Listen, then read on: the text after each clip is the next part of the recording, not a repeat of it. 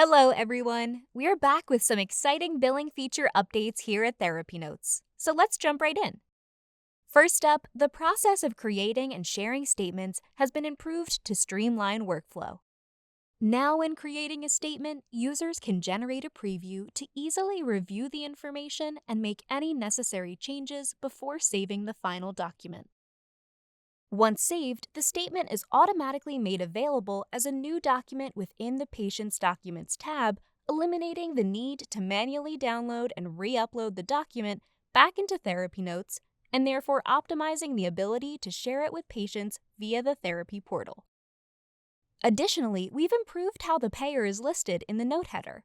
Previously, if the client's insurance was updated to a new policy or payer, that new information was displayed, even on dates of service submitted prior to the date the change in payer was made. With this update, the policy used when the claim was submitted is shown and locked in place, ensuring clarity and consistency in documentation. You'll also notice that billing history now has its own dedicated tab on each date of service, providing all the same detailed billing information, but now in a more convenient location. Finally, we're thrilled to announce that our secondary electronic claims are now in beta testing.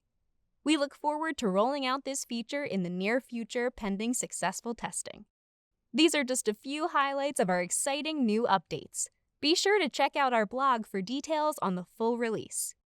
Stay tuned for more updates and releases in the future, and don't forget to follow us on Facebook, LinkedIn, Instagram, and TikTok. Thanks for watching!